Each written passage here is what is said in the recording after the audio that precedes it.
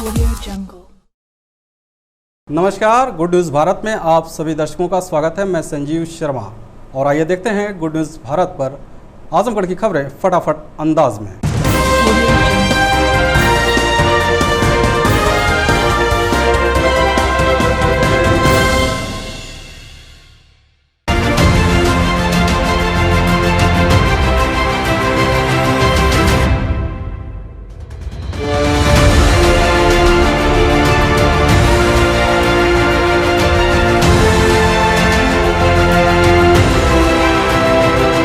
आजमगढ़ शहर के कुंवर सिंह उद्यान से निकाली गई श्री राम निधि समर्पण पद यात्रा जय श्री राम के उद्घोष से गूंजा क्षेत्र, भगवा रंग में रंगा नजर आया इलाका। बता दें कि अयोध्या में भव्य श्री राम मंदिर निर्माण के लिए श्री राम जन्मभूमि मंदिर निर्माण निधि समर्पण अभियान समिति की ओर से शहर के कुंवर सिंह उद्यान से श्री राम निधि समर्पण पद यात्रा निकाली गई। पदयात्रा में आगे हाथी घोड़े फिर श्री राम मंदिर निर्माण की झांकी शामिल रहा। पदयात्रा में हजारों लोगों ने भाग लिया। सभी के हाथों में भगवा रंग का झंडा था। पूरा शहर भगवा रंग में रंगा नजर आया। बस एक नारा जय श्री राम के उद्घोष पर पूरा क्षेत्र गुंजायमान रहा। सुरक्षा की दृष्टि से पर्याप्त पुलिस व पीएससी के जवानों को लगाया गया था। यात्रा कुंवर सिंह उद्यान से निकलकर नगर पालिका तिराहा, बड़ादेव, मुख्य चौक, पुरानी कोतवाली होते हुए दलाल घाट पहुंची। फिर दलाल घाट से निकलकर यह यात्रा कालीनगंज होते हुए चौक, पुरानी सब्जी मंडी चौक, गुरुटोला, बड़ादेव होते हुए एलवल पुलिस चौकी, डीएवी कॉलेज होते हुए फिर से कुंवर सिंह उद्यान पहुंचकर संपन्न हुई।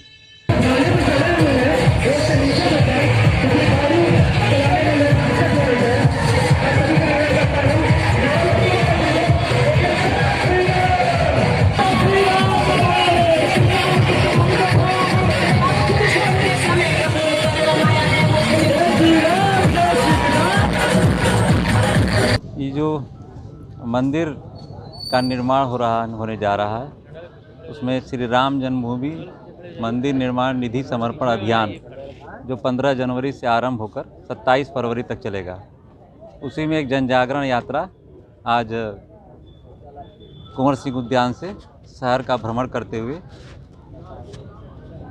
यात्रा चलेगी। समाप्त इसका उद्देश्य सभी हिंदू परिवारों को, सभी हिंदू जन तक पहुंचना और उस महाअभियान में सबकी सहभागिता और सबसे सहयोग अर्जित करना। आजमगढ़ जिले में बर्ड फ्लू की रिपोर्ट पॉजिटिव आने पर 1 किलोमीटर कंटेनमेंट जोन व 10 किलोमीटर सर्जिकल कंटेनमेंट जोन होगा। डीएम ने दी जानकारी। जिलाधिकारी राजेश कुमार ने बताया कि बर्ड फ्लू का भले ही अब तक कोई मामला प्रकाश में नहीं आया है, लेकिन पशुपालन विभाग की सक्रियता बढ़ा दी गई है। रैपिड रिस्पांस टीम का भ्रमण जारी है। फार्मों से मुर्गों के सैंपल लिए जा रहे हैं। इसके साथ ही यदि कोई पॉजिटिव केस सामने आता भी है तो उसके लिए भी तैयारी पूरी है, जिसके लिए शासन से गाइडलाइन भी जारी कर दी गई है। इसमें पशुपालन कर्मियों के लिए पीपीई किट और कंटेनमेंट जोन व सर्जिकल जोन का निर्धारण शामिल है। डीएम ने बताया कि बर्ड फ्लू के प्रकोप से पहले 3 तरह के सैंपल लिए जा रहे हैं। इसमें बीमारी होने से पहले सीरम, नेजल व बीट शामिल हैं। अब तक लगभग 40 सैंपल लिए जा चुके हैं, जिन्हें भारतीय पशु चिकित्सालय अनुसंधान संस्थान बरेली भेजा जाएगा। यदि बीमारी का प्रकोप हो भी गया तो संबंधित क्षेत्र कंटेनमेंट जोन घोषित किया जाएगा। 1 किलोमीटर तक कंटेनमेंट जोन और 1 से 10 किलोमीटर तक सर्जिकल कंटेनमेंट जोन होगा। कंटेनमेंट जोन की स्थिति में उस क्षेत्र में पाए जाने वाले सभी पक्षियों को मारा जाएगा। संबंधित क्षेत्र में किसी भी अन्य व्यक्ति व वाहन के आवागमन पर पूरी तरह रोक रहेगी। पशुपालन कर्मी भी पीपीई किट पहनकर जाएंगे। यदि 90 दिन में संबंधित कंटेनमेंट जोन में बर्ड फ्लू से किसी पक्षी के मरने की पुष्टि नहीं हुई तो कंटेनमेंट जोन समाप्त करने की कार्रवाई की जाएगी। आजमगढ़ विकास भवन सभागार में जिला एकीकरण समिति के तत्वाधान में प्रख्यात शायर कैफी आजमी की 102वीं जयंती पर विचार गोष्ठी का आयोजन किया गया। बता दें कि आजमगढ़ जिला एकीकरण समिति के सचिव मुख्य विकास अधिकारी आनंद कुमार शुक्ला की अध्यक्षता में विकास भवन के सभागार में प्रख्यात शायर एवं संगीतकार कैफी आजमी के 102वां जन्मदिन के अवसर पर विचार गोष्ठी आयोजित की गई। इस दौरान कैफी आजमी के चित्र पर मुख्य विकास अधिकारी, जिला विकास अधिकारी, पूर्व जिला पंचायत अध्यक्ष हवलदार यादव सहित जिला एकीकरण समिति के सदस्यों द्वारा माल्यार्पण किया गया। इस अवसर पर शिवली कॉलेज के एमए के छात्र संदीप मेहताब, कन्हैया लाल, शिवली कॉलेज के अलाउद्दीन द्वारा कैफी आजमी के गीत, नज्म एवं बंद की प्रस्तुति की गई। तत्पश्चात कैफी आजमी के जीवन पर आधारित लघु फिल्म का भी प्रस्तुतिकरण किया गया। मुख्य विकास अधिकारी ने बताया कि कैफी आजमी का जन्म 14 जनवरी 1919 को आजमगढ़ जनपद में हुआ। कैफी आजमी ने आधुनिक उर्दू शायरी में अपना एक खास स्थान बनाया। आजमी की नज़्मों और गज़लों के 4 संग्रह हैं, जिसमें झंकार, आखिरी शब, आवारा सिंजदे एवं इब्लिस की मजलिस शुरा है। कैफी आजमी बहुआयामी प्रतिभा से संपन्न थे। शायर, गीतकार, नाटककार, फिल्मकार, कहानी के साथ साथ कैफी मजदूर सभा ट्रेड यूनियन में कार्य करते हुए कम्युनिस्ट पार्टी के एक कुशल संगठनकर्ता थे। आजमगढ़ जिला पंचायत अध्यक्ष मीरा यादव का कार्यकाल समाप्त होने के बाद जिलाधिकारी ने प्रशासक के रूप में पदभार किया ग्रहण। बता दें कि जिला पंचायत अध्यक्ष मीरा यादव का कार्यकाल 13 जनवरी को समाप्त हो गया। शासन के निर्देश पर जिला पंचायत अध्यक्ष का कार्यकाल समाप्त होने के पश्चात प्रशासक नियुक्त किया जाता है। इसी कड़ी में जिलाधिकारी राजेश कुमार ने 14 जनवरी 2021 को कैंप कार्यालय पर जिला पंचायत प्रशासक के रूप में पदभार ग्रहण किया। इस दौरान अपर मुख्य अधिकारी पंचायत उपस्थित रहे। आजमगढ़ पहुंचे राष्ट्रवादी युवा अधिकार मंच के राष्ट्रीय अध्यक्ष ने कहा कि हम जात धर्म से अलग युवाओं को इकट्ठा करने का काम कर रहे हैं। बता दें कि राष्ट्रीय युवा अधिकार मंच के राष्ट्रीय अध्यक्ष शशांक शेखर सिंह पुष्कर गोरखपुर से दिल्ली तक न्याय यात्रा लेकर निकले हैं। आजमगढ़ पहुंचने पर कार्यकर्ताओं ने उनका स्वागत किया। डाक बंगले में आयोजित प्रेस वार्ता के दौरान मीडिया से बातचीत में उन्होंने कहा कि हम जात धर्म संप्रदाय से अलग हटकर युवाओं को एक मंच पर इकट्ठा करने का काम कर रहे हैं। शशांक शेखर सिंह पुष्कर ने कहा कि पूर्व की सरकार हो या वर्तमान, इनकी नीयत युवाओं के प्रति साफ नहीं है। नौजवानों को केवल राजनीतिक हिस्सा मानते हैं, राष्ट्र के भविष्य के प्रति सजग नहीं है। वे मंचों से कहते हैं कि भारत एक युवा देश है, रोजगार की संभावनाएं हैं, युवाओं के लिए कोई ठोस नीति नहीं बन पा रही है। उन्होंने बताया कि युवाओं में जागरूकता लाकर अधिकारों के संरक्षण संवर्धन के लिए एक मंच पर एकत्रित करना है, ताकि जाति, धर्म, मजहब, संप्रदाय के नाम पर साजिश के तहत छात्रों एवं नौजवानों की भावनाओं को बेचने वाले राजनीतिक दलों को यह एहसास हो सके कि नौजवानों को सिर्फ वोट बैंक या प्रचार तंत्र के रूप में इस्तेमाल नहीं किया जा सकता। देखिए, हमने पहले भी कहा, फिर कह रहे हैं कि इन लोगों की जो भी जातिगत धार्मिक उन्माद फैलाने वाले लोग हैं, उस मंशा के साथ हमारा कोई भी वैचारिक संबंध नहीं रहेगा, नहीं है। जहां तक राष्ट्रवादी युवा अधिकार मंच का सवाल है, तो राष्ट्रवादी युवा अधिकार मंच सभी जाति, धर्म, संप्रदाय से परे होकर नौजवानों को एक मंच पर इकट्ठा करने का काम कर रही है, नौजवानों को मुद्दों पर संघर्ष कर रही है। इसके साथ साथ जो भी पीड़ित है, जो भी बेरोजगार है, छात्र है, जो उनकी समस्याओं पर हम काम करेंगे। 65% नौजवानों को एक मंच पे लाने की बात करेंगे, उस मुद्दों पर करेगा। आजमगढ़ सदर तहसील क्षेत्र में 15 जनवरी से 12 फरवरी तक लगेगा शीतकालीन रात्रि चौपाल, समस्याओं का होगा निस्तारण। एसडीएम सदर ने दी जानकारी। जॉइंट मजिस्ट्रेट उप जिलाधिकारी सदर गौरव कुमार ने बताया कि जनता को छोटी मोटी समस्याओं के निस्तारण के लिए संबंधित विभागों के ऑफिस व तहसील तक भाग दौड़ करनी पड़ती है। इससे उनके समय, श्रम व पैसे का अपव्यय होता है। इसलिए शीतकालीन भ्रमण के दौरान रात्रिकालीन ग्रामीण चौपाल लगाने की योजना बनाई गई है। चौपाल में उन समस्याओं का त्वरित निस्तारण कराया जाएगा जिसके लिए लिखा पढ़ी की कोई ज़रूरत नहीं होती। ग्रामीणों से सीधे संवाद होगा, उनकी समस्याओं को सूचीबद्ध किया जाएगा। विरासत के लंबित प्रकरण तो मौके पर ही ऑनलाइन कर दिया जाएगा। उन्होंने कहा कि सरकार और जिला प्रशासन ग्रामीणों के साथ उनकी समस्याओं के समाधान के लिए हर स्तर पर प्रयास किया जाएगा। एसडीएम ने बताया कि ग्रामीण चौपाल में श्रम, बिजली, ब्लॉक, तहसील सहित सभी संबंधित विभागों के अधिकारी कर्मचारी मौजूद रहेंगे। जिन समस्याओं का निस्तारण मौके पर नहीं हो सकेगा, उसके संबंधित विभागों को समय सीमा के अंदर उसे निस्तारित करने के निर्देश दिए जाएंगे। उन्होंने बताया कि 15 जनवरी को ब्लॉक जहानागंज की ग्राम पंचायत गोहना, 22 जनवरी को ब्लॉक छठियाओं की ग्राम पंचायत शाहगढ़, 29 जनवरी को ब्लॉक रानी की सराय की ग्राम पंचायत सेठवल, 5 फरवरी को ब्लॉक पलनी की ग्राम पंचायत भागमलपुर और 12 फरवरी को ब्लॉक तहबरपुर की ग्राम पंचायत पटखौली में रात्रिकालीन चौपाल लगेगी। खबरों में समय है एक ब्रेक का। आप देखते रहिए गुड न्यूज़ भारत।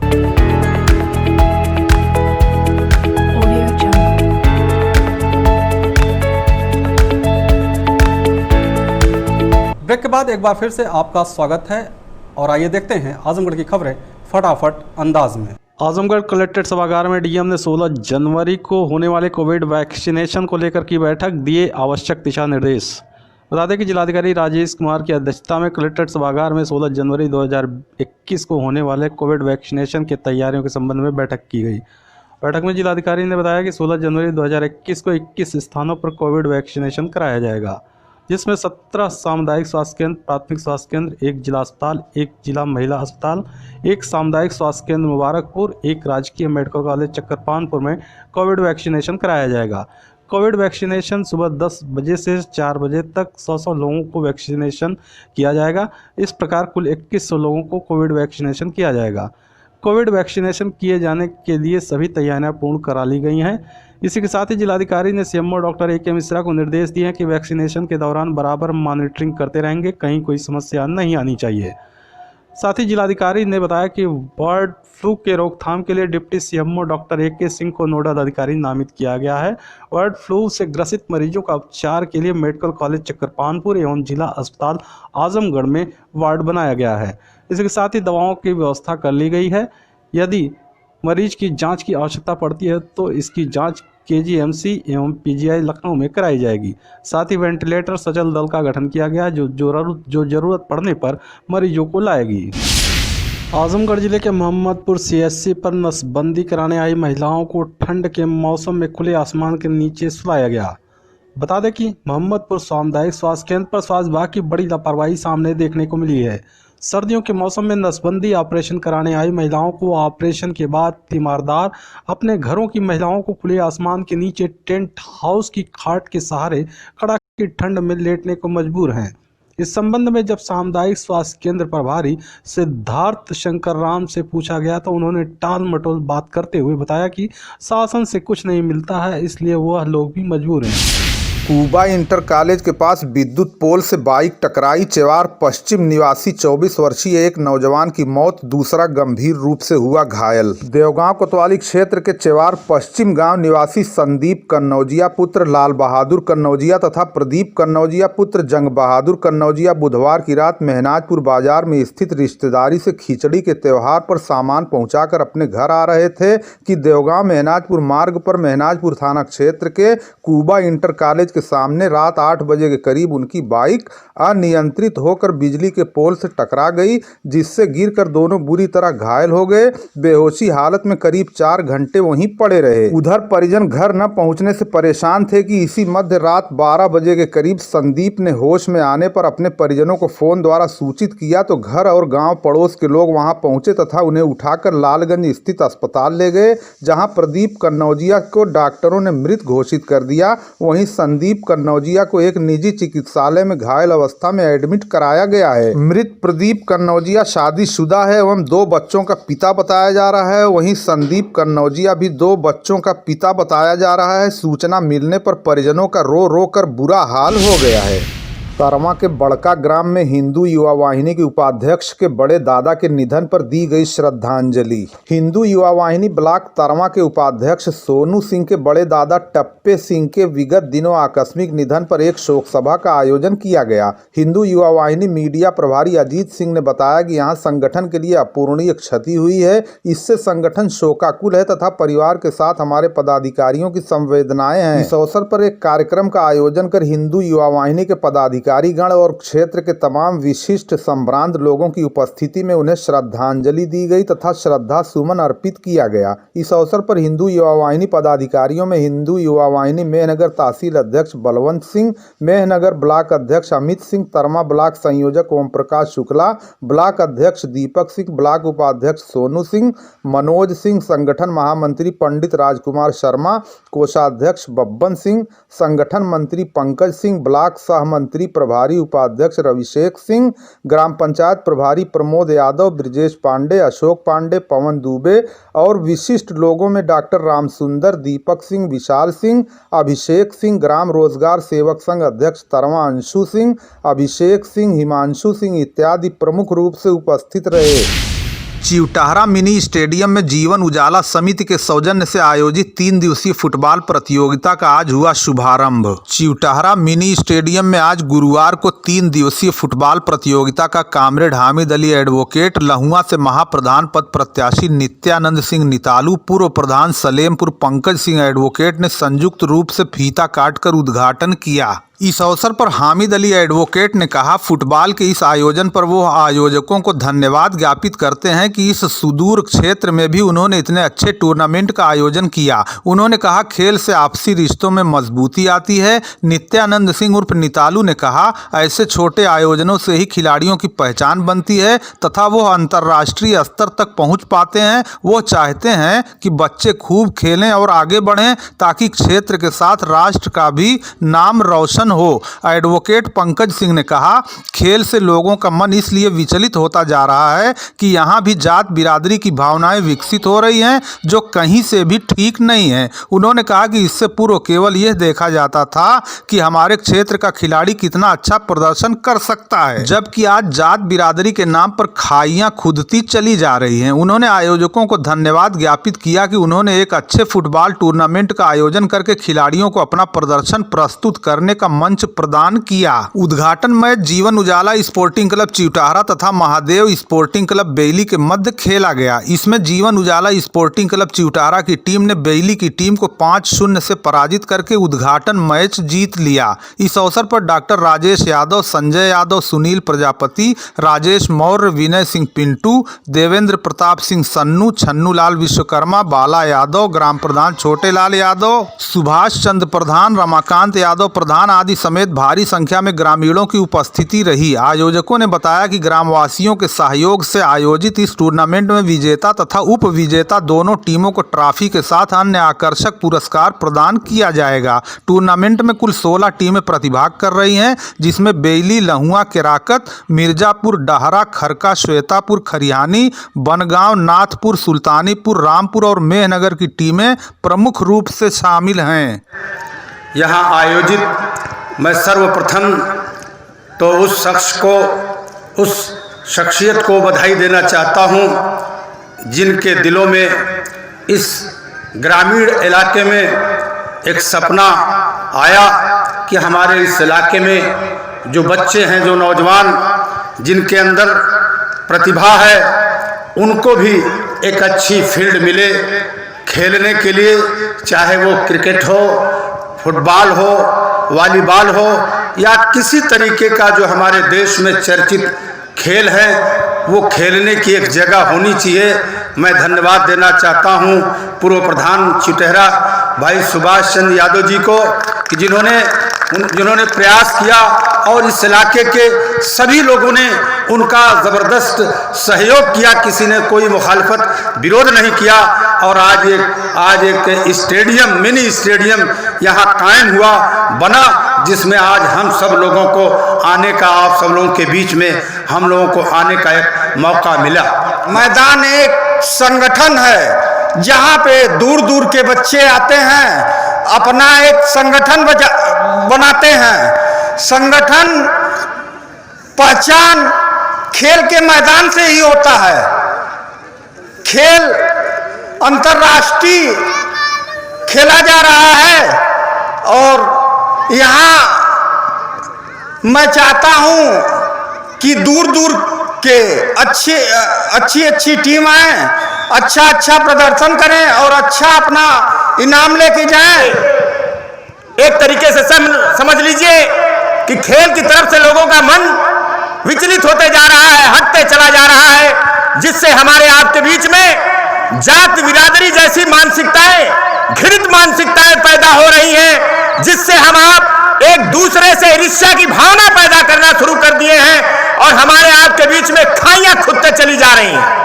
खेल एक ऐसी व्यवस्था हुआ करती थी कि एक मंच पर, एक फील्ड के अंदर हमारे नौजवान साथी पूरे क्षेत्र के इर्द गिर्द आसपास के सभी ग्राम सभाओं के नौजवान साथी आते थे। उसमें किसी जात का कोई सिंबल नहीं हुआ करता था, वह सिर्फ और सिर्फ सिंबल होता था तो खेल का सिंबल होता था। हम ऐसे नौजवान बच्चों को हृदय से धन्यवाद देना चाहेंगे।